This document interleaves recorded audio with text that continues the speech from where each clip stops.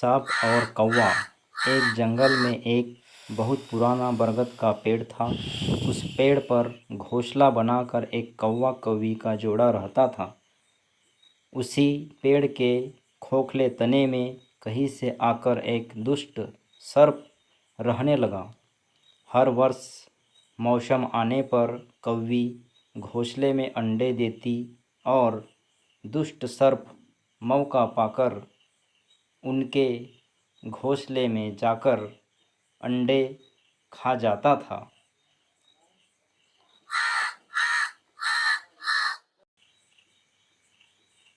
एक बार जब कौवा व कौवी जल्दी भोजन पाकर शीघ्र ही लौट आए तो उन्होंने उस दुष्ट सर्प को अपने घोंसले में रखे अंडों पर झपटते देखा।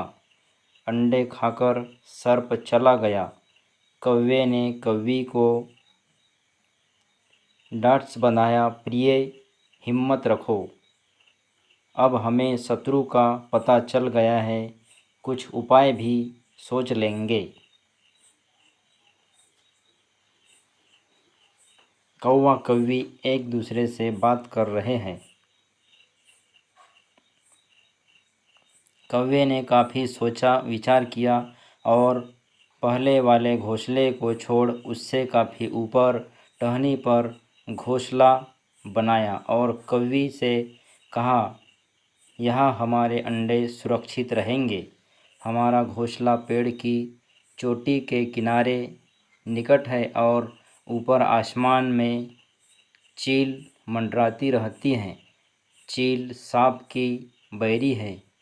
दुष्ट सर्प यहाँ तक आने का साहस नहीं कर पाएगा। कौवा कौवी से कह रहा है। कौवे की बात मानकर कौवी ने नए घोंसले में अंडे दिए, जिसमें अंडे सुरक्षित रहे और उसमें से बच्चे भी निकल आए। उधर सर्प उनका घोंसला खाली देखकर यह समझा कि उसके डर से कौवा कौवी शायद वहाँ से चले गए हैं, पर दुष्ट सर्प डोह लेता रहता था। उसने देखा कि कौवा कौवी उसी पेड़ से उड़ते हैं और लौटते भी उसी पेड़ पर है।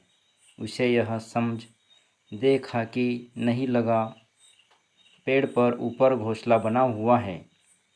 एक दिन सर्प खोह से निकला और उसने कौवों का नया घोंसला खोजना चालू कर दिया। घोंसले में कौवा दंपत्ति के 3 नवजात शिशु थे। दुष्ट सर्प उन्हें एक एक करके निगल गया और अपने खोप में लौटकर डकारे लगाने लगा। कौवा व कौवी लौटे तो घोंसला खाली पाकर सन्न रह गए। घोंसले में हुई टूट फूट कौवों ने कोमल पंख बिखरे हुए देखकर वह सारा माजरा समझ गए। कौवी की छाती तो दुख से फटने लगी। कौवी बिलक उठी, तो क्या वर्षा मेरे बच्चे सांप का भोजन बनते रहेंगे? कौवा बोला, नहीं, यह माना कि हमारे सामने विकट समस्या है, पर ऐसी कोई बात नहीं है। विपत्ति के समय ही मित्र काम आते हैं। हमें लोमड़ी मित्र से सलाह लेनी चाहिए। कौवा कौवी एक दूसरे से चर्चा कर रहे हैं। दोनों तुरंत ही लोमड़ी के पास गए। लोमड़ी ने अपने मित्रों की दुख भरी कहानी सुनी। उसने कौवा तथा कौवी के आंसू पोंछे। लोमड़ी ने काफ़ी सोचने के बाद कहा, मित्रों, तुम्हें वह पेड़ छोड़कर जाने की ज़रूरत नहीं है। मेरे दिमाग में एक तरकीब है जिससे उस दुष्ट सर्प से छुटकारा पाया जा सकता है। लोमड़ी ने अपने चतुर दिमाग में आई तरकीब बताई। लोमड़ी कौवा कौवी को किस प्रकार से तरकीब बता रही है। लोमड़ी की तरकीब सुनकर कौवा कौवी खुशी से उछलना चालू कर दिए। उन्होंने लोमड़ी को धन्यवाद दिया और अपने घर लौट आए। अगले ही दिन योजना अमल में लानी थी। उसी वन में बहुत बड़ा सरोवर था। उसमें कमल और नरगिस के फूल खिलते रहते थे। हर मंगलवार को उस प्रदेश की राजकुमारी अपनी सहेलियों के साथ वहाँ जल क्रीड़ा के लिए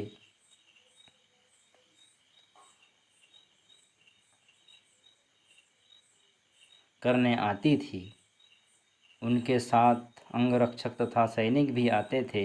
इस बार राजकुमारी आई और सरोवर में स्नान करने जल में उतरी तो योजना के अनुसार कौवा उड़ता हुआ वहां आया। उसने सरोवर तट पर राजकुमारी तथा उसकी सहेलियों द्वारा उतार कर रखे गए कपड़ों आभूषणों पर नज़र डाली। कपड़े के ऊपर राजकुमारी का प्रिय हीरे व मोतियों का विलक्षण हार रखा था। कौवे ने राजकुमारी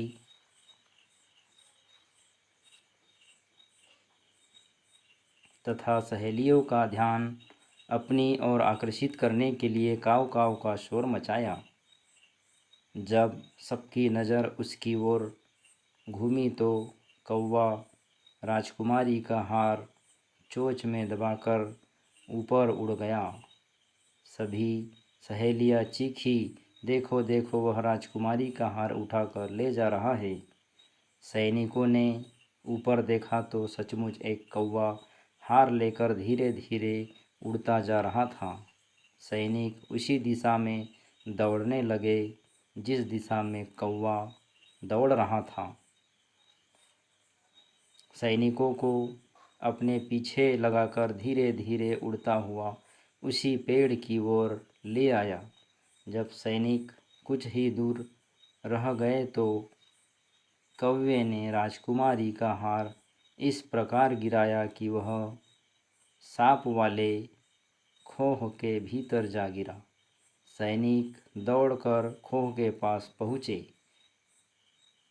उनके सरदार ने खोह के भीतर झांका।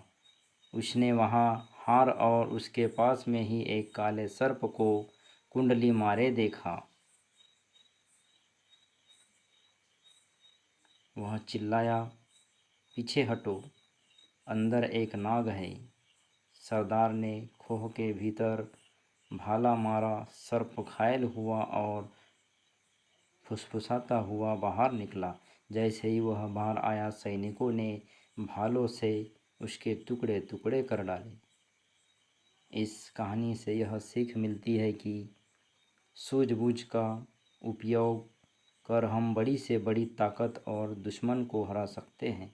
बुद्धि का प्रयोग करके हर संकट का हल निकाला जा सकता है।